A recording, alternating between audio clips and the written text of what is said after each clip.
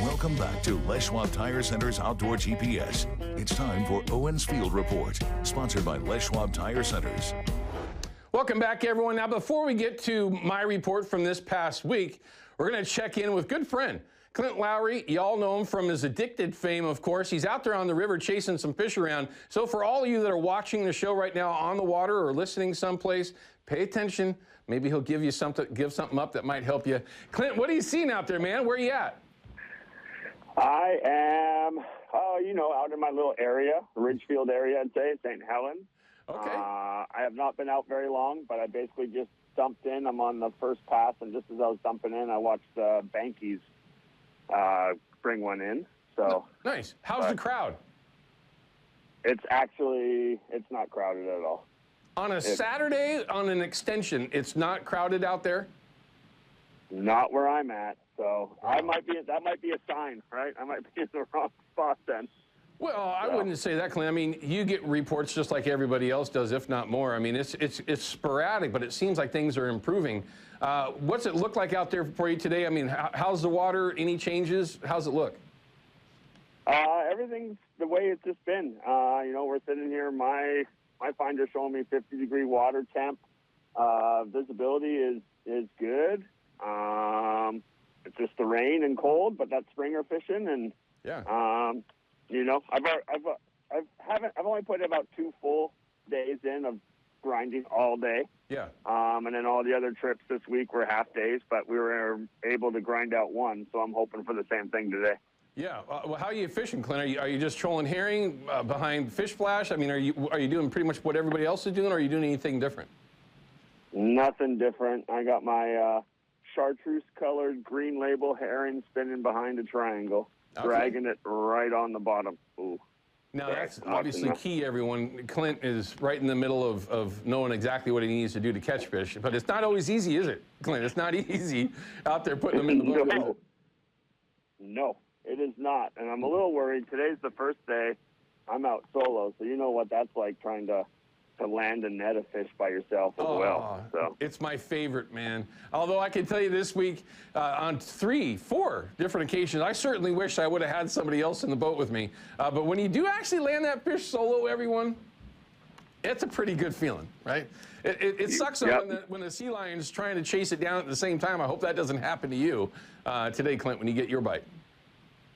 No, usually it's a bunch of other guide buddies watching me, and I crack it off at the side of the boat, and then I never hear the end of it. So. Exactly. Well, that's one of the best parts about it. You got to be able to rib somebody for a while. But, Clint, thanks for your report, man. We appreciate it. Good luck to you out there. So it sounds like a little drippy, a little chilly, maybe a little bit of a breeze out there, not a huge crowd, and hopefully a bite or two as the day goes on. Clint, we appreciate it.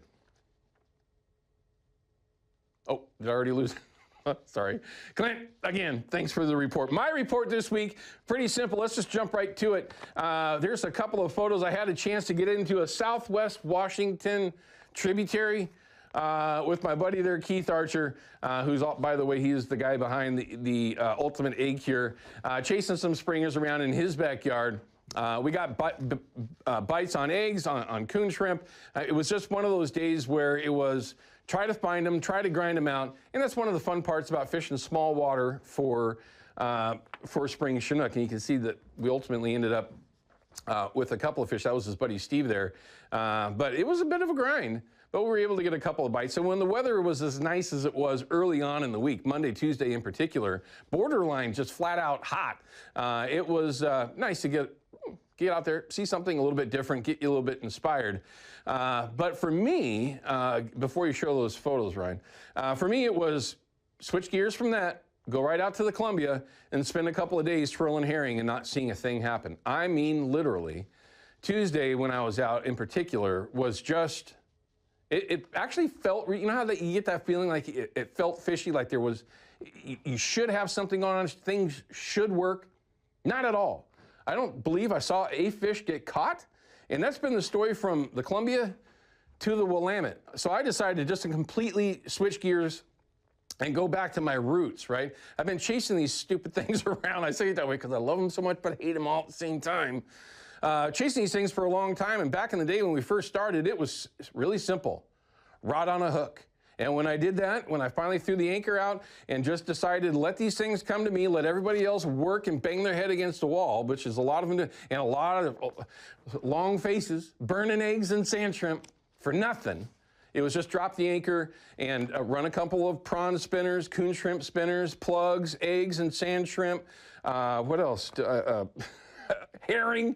I mean, I ran everything off the anchor, and I ultimately did get a couple of opportunities. For the week, though, it was 4 bites, 2 lost, 1 released, and finally was able to take one home. And here's some photos of that with my daughter. Oh, yeah, it was Millennial. Thank you. If you're out there watching, Millennial Bait, thank you. You saved my season. You actually got me started. I fished so much different stuff, and I finally put out one of Bill's baits, and yep, I got bit. And it actually stuck. I actually got bit twice on Millennial coon shrimp as well. So it was pretty nice, and was able to get home and corral my daughter into taking a photo with me because you can't take a good photo when you're out there by yourself. Anyway, so was able to get lucky. Long story short, with the extension on the Columbia, things are going to be very interesting Monday, Tuesday. And a lot of that's just going to be based on timing because things are changing in the lower river. For the better, at least it feels like, seems like. So let's just hope things just kind of work their way through. But let's get to the nuts and bolts of it real quick before we have to cut away. You got the falls count at 62 total. They have not updated from yesterday. And that's just how it's been, 1 here, 1 there. I'd call that the same thing for the entire river. When you're talking about fishing opportunities, or at least success, the Columbia at Bonneville, a little bit better, and this is the way it's supposed to be. It has yet to come up off of that 10-year average line. I mean, if it has, it's just a sliver. Right? I mean, just barely starting to come up. One of the reasons why we did get an extension, and those were just about 1,000 fish that had been retained. However, they come up with that number, and the test nets have been terrible. But those are improving too, though. But the numbers are starting to ramp up at Bonneville. Nothing to get too excited about. But taking a look at river levels, just to give us a quick idea of what you're going to run into. Now you're just getting into that lower water conditions where you're going to see bigger tides. Not necessarily your best friend when you're talking about good opportunities of catching fish on the Willamette. Just if you wanted to pick a time to be out there, it's at the bottom or the top of each one of these tides. An hour on either side of either tide would be that time frame you want to try to get out there if you can, if you have that kind of flexibility. If you're like me and you just go when you can, just go. Turbidity is perfect. You don't have to worry about that. Borderline clear. But it is what it is. Columbia, same thing as what you saw in the Willamette. Nothing really extreme going on here, just a little bit taller tides. When you got 3-foot exchanges, things change a bit.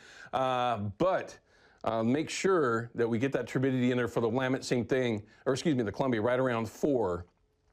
So very, very similar to the Columbia as well. Also, or excuse me, to the Willamette. Youth outdoors, right? Certainly something that you want to keep on your radar. If you are up in the area of Olympia, today at 4:30, you can go support just a fantastic group of people.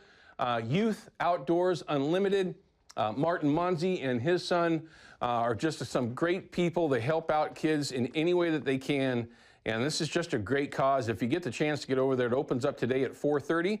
And it is really just a great opportunity to help, which is what we do in the outdoor community. It's amazing how giving this community is. Also, here's another giving thing. Send Jason an email over at Procure, and you might have a chance to win that prize pack this week. Now, let's check in with Katie Suniga and find out what we can expect for weather. Sorry for being so long-winded, but you can see right behind Katie, that's where a lot of fish are being caught. Well, now, you shouldn't even say that. Some fish are getting caught there. Katie, what can we look forward to?